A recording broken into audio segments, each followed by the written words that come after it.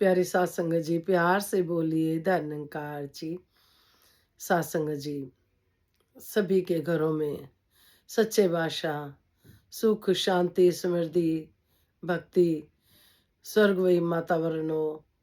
सच्चे बादशाह सभी को तन मन धन से सुखी करे और इनके गुण गाते हुए जीवन बीते।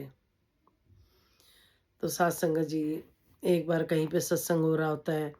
एक शिष्य सतगुरु से पूछते हैं कि एक संत का जीवन कैसा होना चाहिए। तो सत्संग जी, गुरु जी ने देखा सब शिष्यों को, इतने में कोई व्यक्ति आया और उसने फल फ्रूट भेंट चढ़ाए। जब सत्संग जी गुरु जी के आगे भेंट चढ़ाए तो गुरु जी ने सारे फल फ्रूट लेके पीट करके खाने लग गए। सारे शिष्य और वो व्यक्ति हैरान था कि मैं ही लाया और मेरे को भी कुछ भी नहीं बोला और पीट करके खाने लग गए। वो भला बुरा बोलता हुआ चला गया। जब थोड़ी देर में गुरुजी ने उस शिष्य से पूछा कि वो जो व्यक्ति फल लाया था वो कुछ कह रहा था। कहते हाँ गुरुजी, आपको भला बुरा बोल रहे थे।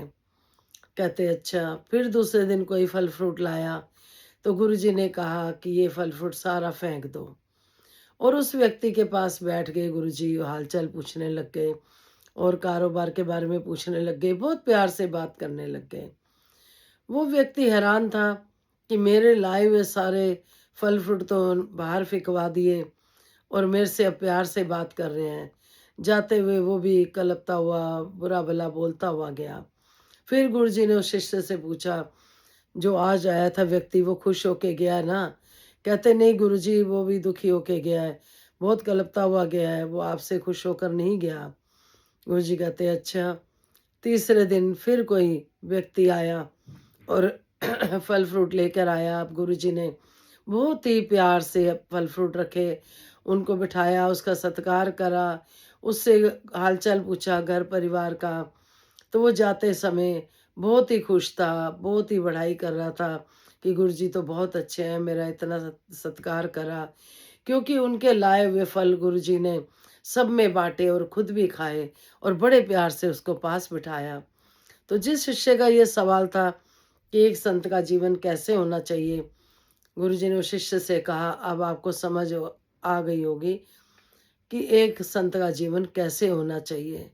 तो सत्संग जी, हमारे जीवन में भी ऐसी बातें संसार में रहते हुए होती हैं, लेकिन जो गुरु सिख होता है वो ना तो संसार का त्याग करता है या ना निरंकार का त्याग करता है। वो दोनों को बैलेंस बना के चलता है। तो दातार कृपा करे, मेहर करे सत्संग जी, हमारा जीवन भी अगर हम संतों वाला बना लेते हैं तो फिर गुरु सिख जो होते हैं उनसे गुरु खुश होते हैं।